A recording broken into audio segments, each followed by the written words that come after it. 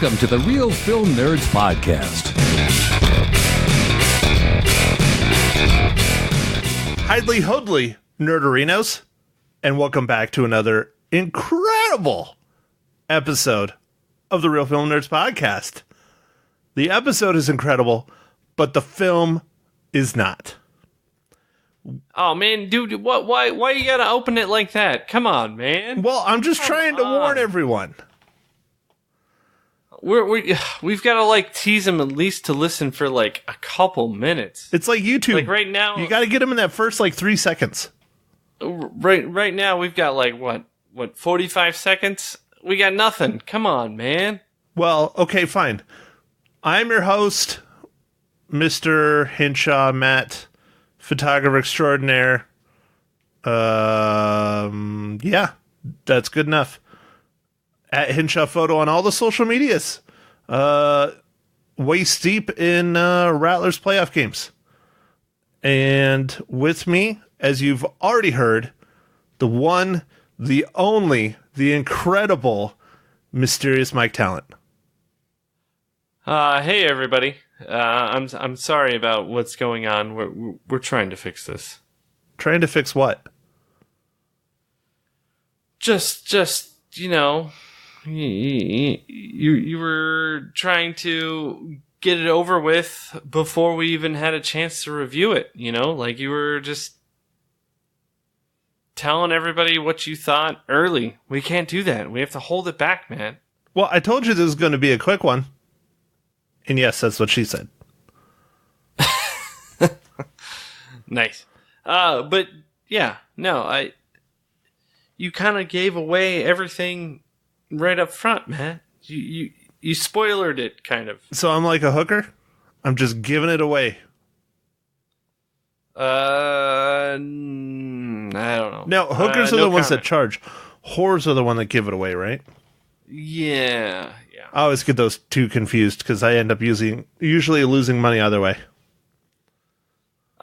Yeah, you don't know when to put the money on the counter, when not to do it. Like it's really awkward situation there at the end. Or I end up paying afterwards with many medical bills.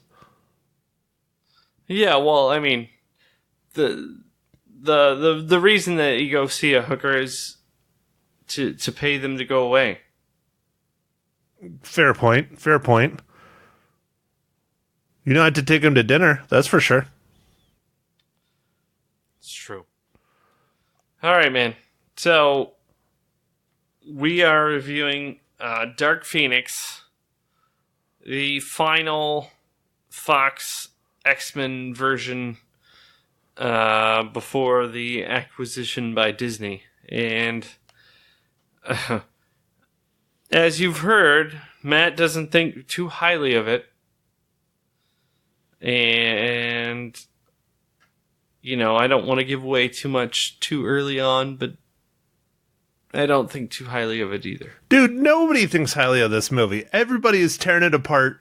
Critics, individuals, friends, family, the people that actually go see it are not huge fans of this movie, especially because of the history behind it. I mean, this is 20 years of films ending like this. It's ouchie is the only way to describe it.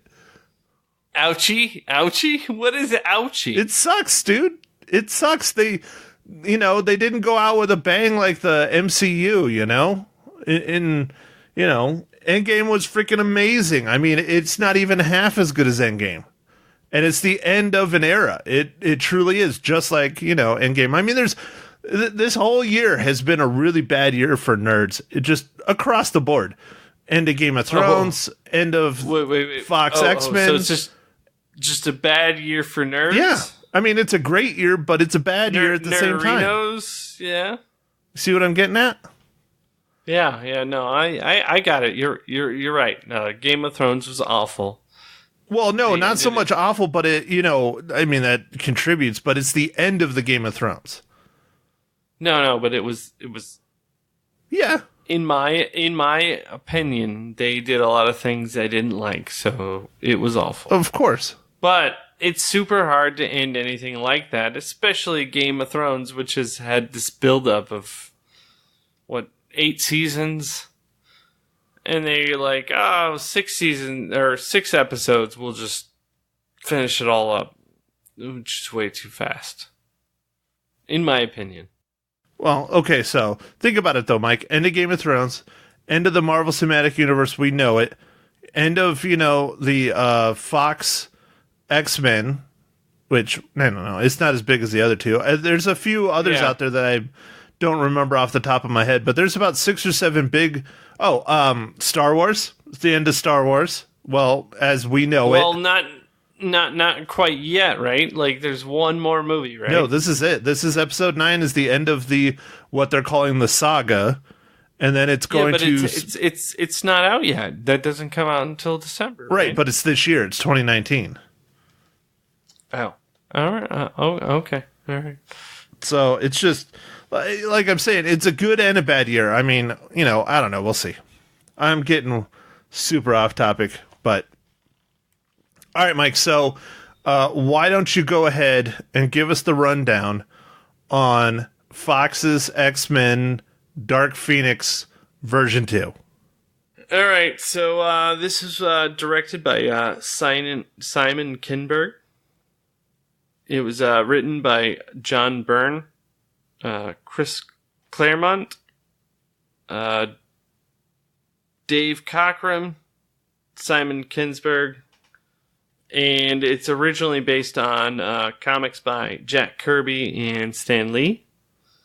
It's starring James McAvoy, Michael Fassbender, Jennifer Lawrence, Nicholas Hoult, Sophie Turner, and this is about Jean Grey begins to develop an incredible powers that corrupt and turn into a Dark Phoenix. Now the X-Men will have to decide if the life of a team member is worth more than all the people in the living world. All right, so since we already gave our opinions about Dark Phoenix, I think we're done with this podcast, Mike. Oh, wait, I forgot one thing. Mike, what are you drinking today?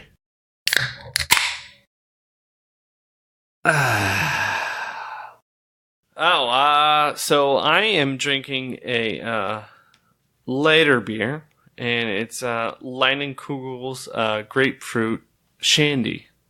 Dude, you're drinking a fruity beer? I'm drinking a fruity beer. That's kind of weird. Yeah, well, it's a nice summer beer. It's pretty relaxing when it's a little bit warmer. It's a nice, it's not an IPA. I'm sorry, Matt. It's not a fruity IPA?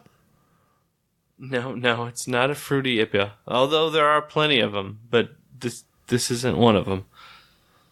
Well, Mike, I was at my neighborhood corner store, aka Walmart, and I picked up the last 6-pack. I have not seen this before. I was hesitant to pick it up because I'm not a big fan of this fruit, but I picked it up anyways because I knew I needed a different kind of beer for this pod. So I'm stacked up on different beers in the fridge. But I picked up Four Peaks Brewing Company. Of course, I love my Four Peaks. But this is one of their seasonal brews. It is a peach golden ale. Ooh, peach golden ale. All right. How does that taste, man? Is it refreshing? The can says it's crisp, it's vibrant, and it's peachy. So, I don't know. It's okay. It's a good beer. It has a little bit more peach flavor than I would have anticipated, but it's not bad. It's almost like a peach aftertaste, but I like it. It's definitely lighter and more refreshing, but it's still 5% alcohol, so it's not bad. Oh, yeah, man. That's great. That's great. All right, so back onto the Dark Phoenix topic. Mike, how much of a letdown was this movie for you? So, I don't want to sound like everyone else, but, they were kind of right on a lot of things. And as far as critics go, this movie, the acting was awesome. The special effects were good. The story's shit. The acting was good for the most part. I have an issue with one. Who didn't you like? J-Law. But she's, well, dude, she straight up phoned it in. She phoned it in. She was just there collecting a check. yeah, but I don't think she gets paid very much for these. I feel like she did this before she was a big deal. Not this movie. No, but all the Well, X-Men, yeah. Well, she was up and coming when she did the first one. Yeah, she wasn't as big as she is now, but still, she just phoned it in. She's like, "All right, write me my check. I'm out." all right. Well, without spoiling much, I don't want to say too much about this, but yeah, maybe. Other than that, it was okay. Most of the acting was pretty good. I mean, Michael Fassbender's always good. James McAvoy is always incredible. Everybody else did perfectly fine. In my opinion, she dropped the ball. The chick that played Storm, I liked her a lot better than Halle Berry's Storm. What's her name? Alexandra Shipp. I thought she was a fantastic Storm. It was awesome. Yeah, no, she was good. Evan Peters is, Quicksilver. He's always great. I would have loved to have seen more of him, but, the kid that did Nightcrawler, he was really good. I really liked Nightcrawler in this movie. Yeah, I mean, I think there were some good performances. It's just the problem of the story just... I don't know. Yeah, dude, the story was crap. The script was crap. I mean, I will give this to them, though, that this is the closest to the original Dark Phoenix Saga from the comic books next to the cartoon. It's definitely better than Last Stand, but I still feel that the X-Men 90s cartoon nailed the Phoenix Saga much better than this. But it's tough because, I mean, they introduced elements that I don't think should have been introduced, and they introduced them weirdly, and they were just kind of thrown in there, and I'm like, all right, whatever. We're doing that now. Everybody keeps talking about it. The train scene was a massive reshoot, and you can tell it feels like it's another movie. It doesn't even feel like it's part of this movie.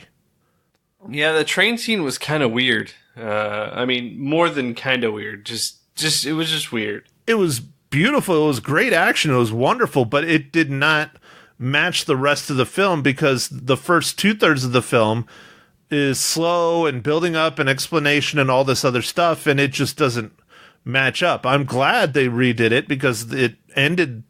I don't know what the original ending was, but the train scene is probably the best scene in the whole movie. Next to the first, 10 or 15 minutes when there's in space, those two scenes are probably the best scenes in the whole movie in my book.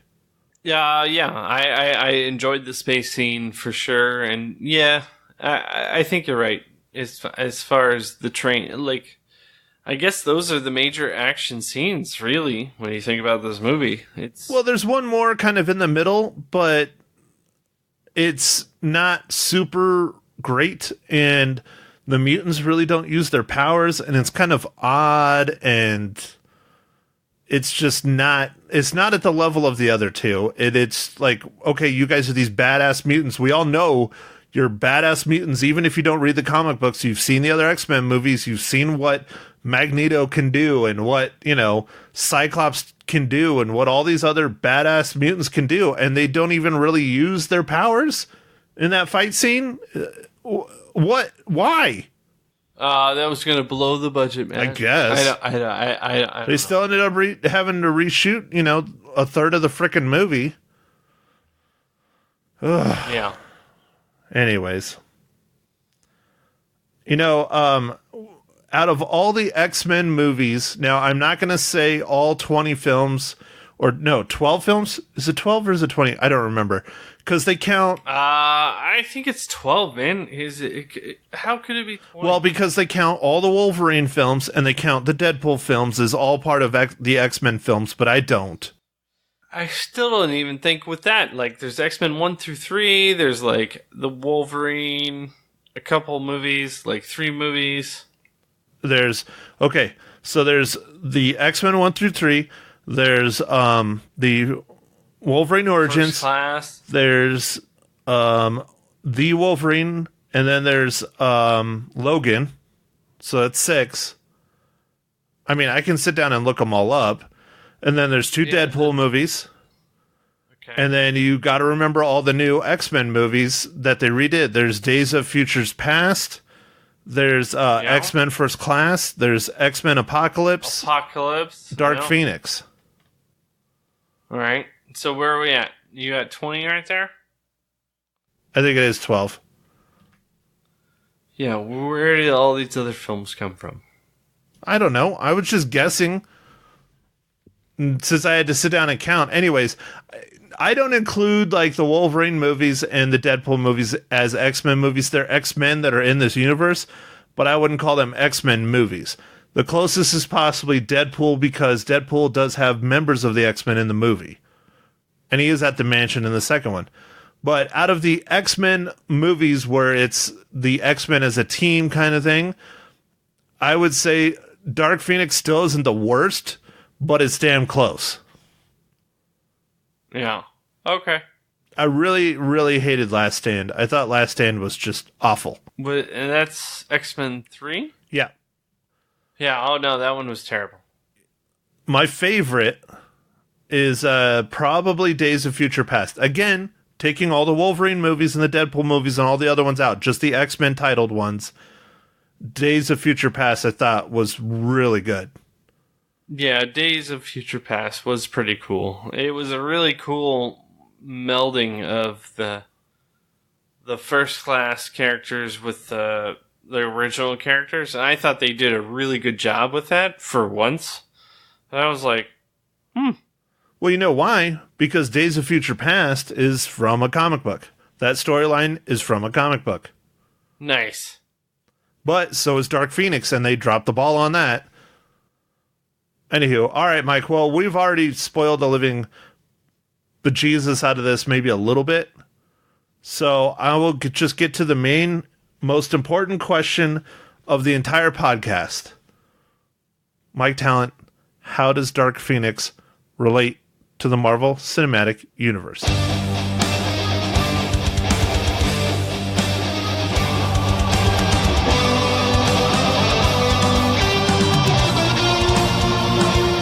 All right, thanks for asking. And this one took a little bit of looking, but I mean, it wasn't too crazy. The art director, Ravi Bensal, also worked on Avengers Age of Ultron as an art director. Nice. All right, so here's your warning, people. If you still want to go see this movie or rent it or watch it on Netflix or whatever, and you don't want it spoiled, we are going to spoil it from here on out more than we already have. I guess we might have spoiled it a little bit, but not really. Most of that stuff we talked about was in the trailer, including the train scene and things like that. But from here on out is no holds barred. Mike, go for it, man. You're going to start this one off. So for me, it was, it was okay. Was I terribly disappointed by this movie? No. Would I go see it again? No. Would I recommend you to see it in a theater? No. But if you like X-Men type things and you've been watching this saga for the last, 15 years, sure, go watch it. It's not terrible. There are worse X-Men movies. Just barely. But, even my wife was like, so the actors were really good, but that story was not good.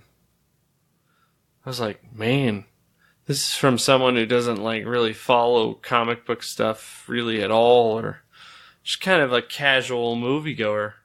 And I'm betting she probably hasn't seen a large majority of the X-Men films. I think she's seen some of them, but I wouldn't say she's seen all of them, but she was just like, yeah, that wasn't good. Well, and it's too bad too, because the Dark Phoenix Saga, or just the Phoenix Saga, is amazing. It's one of the most admired comic book stories ever written. It was written in the late 70s, early 80s if you count the whole Phoenix Saga. The Dark Phoenix Saga was the early 80s. The Phoenix Saga was the late 70s, sorry.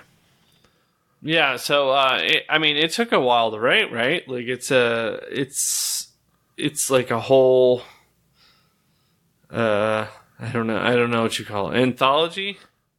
Well, it's multiple issues. Like the first part of the Phoenix Saga, I have it here written down, is actually Uncanny X-Men Volume 1, issues 100 through 108. So that's 8 books. So that's a trade paperback right there. So that's what I'm not sure exactly how many pages they did back then, but it's probably close to 100 pages maybe.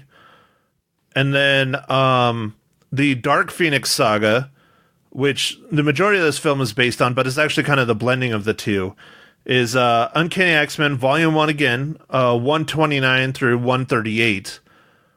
And again, that's a bunch of books. So it's a trade paperback for sure.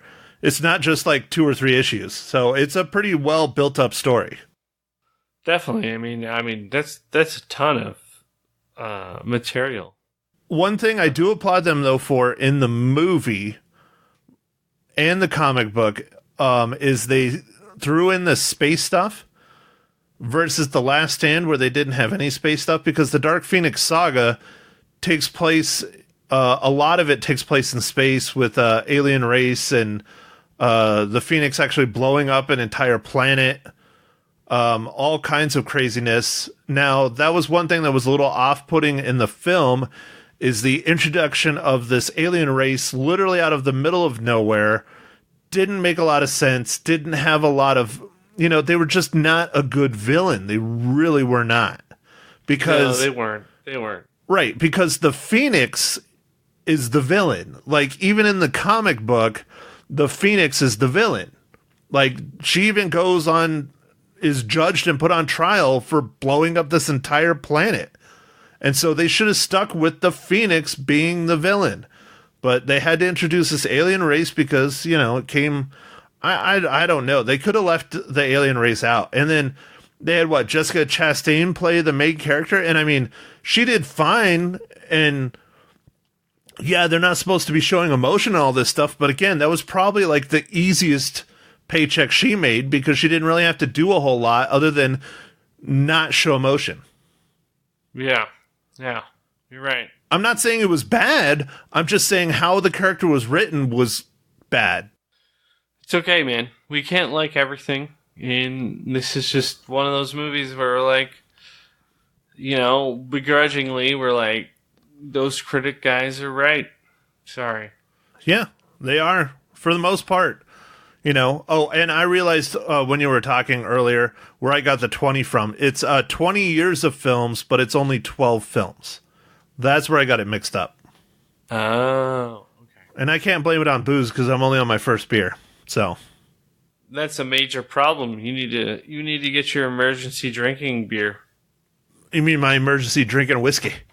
Maybe. Well, maybe hold off on that for a few minutes until we're done. Yes, sir. Right away, sir. All right, Mike. So what else in the spoiler realm do you want to discuss? Oh, dude, I just thought of one that I really liked and caught me really off guard. And I kind of like it and I kind of don't, but I like the scene. Was when Nightcrawler basically loses his shit and turns into a psychopath. Yeah, that was interesting. You nailed it right on the head. He sees too many people get hurt and he just loses his shit. I mean, I think that's the best way to describe it. He just loses his shit and just starts wreaking havoc. And with that teleport stuff, it's awesome, but also, extremely scary. Yeah, dude, it's psychopathic, and which is not really how the Nightcrawler really is in the comic book. But I kind of liked it in the movie because it just shows what he can do with his ability. I mean, that one murder where he teleports a dude in front of the train and then teleports back into the train, I'm like... Whoa, that was sadistic. I mean, that was brutal. That was brutal, but I didn't feel bad because, well, I mean, we're kind of already in the spoiler section, but these people were also doing all kinds of stuff to them, and it was like, all right, you want to play like that? Boom. Front of the train. Yeah. Good luck. Yeah, it was all the messed up alien race that was trying to take them out, So they, he just lost it, and that was it. It was over.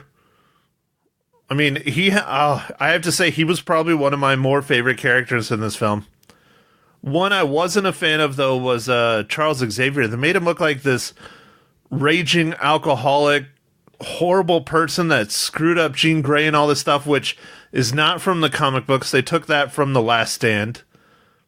Yeah. I didn't like that at all, because that's not really how he is in the comic books.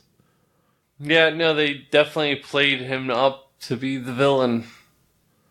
And then one I liked is the introduction of Genosha. That's the island where Magneto, Michael Fassbender, was. That plays a major, major role in the comic book world. Genosha is basically a safe haven for mutants, and it becomes this big, giant, built-up city and all kinds of stuff, and that's kind of where the mutants are and stay and live in the comic book world. And it was cool to see the makings and the start of that whole community and that island and basically nation. And so that was kind of cool to see that. Yeah, that was pretty cool. It was really cool. It was really cool. Well, and you see what they're building their homes and different structures out of are all shipping containers, and it's all kind of stuff that they found lying around in the ocean or on the island or whatever, and that was pretty cool, Yeah, definitely. Yeah. Now, here you go, Mike. I got one that was just ridiculous, stupid, I don't understand, didn't make sense. Dreadlock guy. Yeah. I don't know. That's all you got? That's all you got for a guy that literally his mutant power is flinging around his frickin' dreadlocks, and he kicks Storm's ass, and all he can do is fling around his dreadlocks. But yet she can conjure lightning and wind and snow and all this shit, and Dreadlock dude is kicking her ass. All right. I don't know, man. It was weird. Like, that was the weirdest power I think I've ever seen on the screen.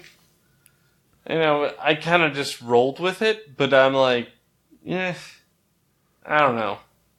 Like, I also feel like Magneto was super friendly with, the X-Men, and he doesn't usually be like that, but this time he was. I don't know. There were some weird things.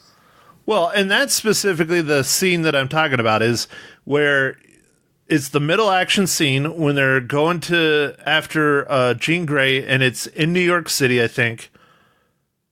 And the Dreadlock dude gets going, and Magneto, who's this all-power Omega level mutant, barely uses his powers. I mean, we all know what Magneto can do. Storm doesn't even really touch her powers. It was just, that whole action sequence was just awful. It was just horrible.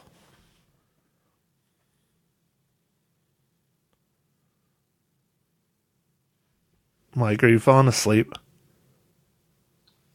No, not quite yet. Wakey, wakey, eggs and bakey. But we should probably wrap up pretty soon here. Because you're falling asleep because you had too many beers? Perhaps. All right, Mysterious Mike. We'll do it. I'll stop. We're only, we're around our time. We're around 30 minutes.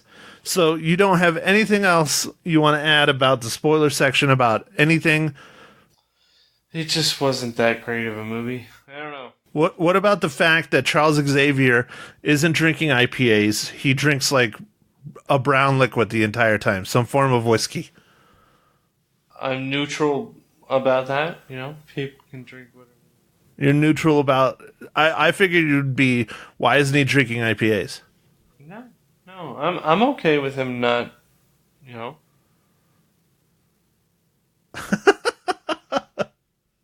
Okay, Mike. Okay. We'll end it since you're falling asleep. All right. Go for it. How many reels? Come on. I think I'm only going to give this one 2.5 reels. And I feel like that might be a little generous. I think it's very generous because I only give it 2 reels. Oof. Yeah. All right. But I'm okay with it. 2.5 reels. Did it. All right, so if Mike can stay awake long enough for hopefully later in the week, we got an official email from the website. Ooh, yeah, we did. It's awesome. From a man named Ray. I'm not going to read his last name. He writes in, just real quick, just one sentence. Not sure where he's from, but he asks, just wondering if we will hear your opinion of the new Godzilla movie. So, Mike, are we going to talk about Godzilla? Yes. Yes, we are going to talk about Godzilla. It's going to be likely our next pod, right, Matt? Yeah, yep. I'm not sure when I'll get this one edited and put up, but it'll be either Tuesday or Wednesday, and then we'll do the other one either Thursday or Friday this week. Something like that. So, all right. Sound good? Does that work for you, Michael? Yeah. Oh, yeah. Yeah, no, that sounds good. All right, so we got one more. We have a bit of a giveaway. Now, Mike, did you do what I asked? Oh, find a question? Yes. No, I'm a terrible person. Well, that's beside the point. But did you find a question that you want our listeners to answer to win a free digital download of Lone Survivor? No, I didn't do anything. Can you think of one off the top of your head real quick, or do you want me to try and figure something out? How many movies has James Cameron directed? Wow. Well, see, I was going to go with something a little easier than that. Something related to the podcast, like, you know, what was your pick for movie of the year on the Poindexter Awards? I was thinking something like that. Oh, okay. We can do that. Or maybe, what about the one, what your favorite sandwich was from the Poindexter Awards? Because, I mean, that's one of my favorite questions. That was a very unique question, Matt. So, yeah, let's do what the favorite sandwich is. Okay, so for those of you who are listening, all three of you, if you want a digital download copy of The Lone Survivor, I'm not going to tell which person it is, if it's going to be the first emailer, the last emailer, or the 12th emailer. You email us the answer to what Mysterious Mike Talent's favorite sandwich in a movie was from the Poindexter Awards, episode number 100. And shoot those answers over to nerds@realfilmnerds.com. Make sure and include your name, your answer, and what state or what town you're out of, and we'll announce it. Probably not on the next pod, but let's do a pod next week. So not the Godzilla pod, but one of the reviews we do next week. And then I will email the code out to our winner. So for those of you who want a 1080p digital download code, it's ultraviolet code for Lone Survivor. Shoot us those emails. Again, nerds@realfilmnerds.com. All right, Mike. Well, I think we covered everything. We're going to talk about Godzilla for our next pod. Hopefully, I will not be a slacker and get it up either Thursday or Friday of this week. Yeah. No, I think Godzilla will be interesting for you. Well, good. I am looking forward to it. And hopefully, you will not fall asleep quite as bad. Maybe you should get a coffee stout. Do they actually have caffeine in them? Yeah, a lot of them do, yeah. Well, maybe that might have to become one of your beers for your, in between one of your 5 IPAs. Okay, I will consider this option. See, but then I'm going to keep you up all night, and then you'll get mad because then you won't sleep. So, I don't know, maybe we need to rethink this idea. So, all right, Mike, to be pondered later. Go ahead. Get us out of here. All right. Well, thanks everybody for listening, and we'll catch you on our next pod.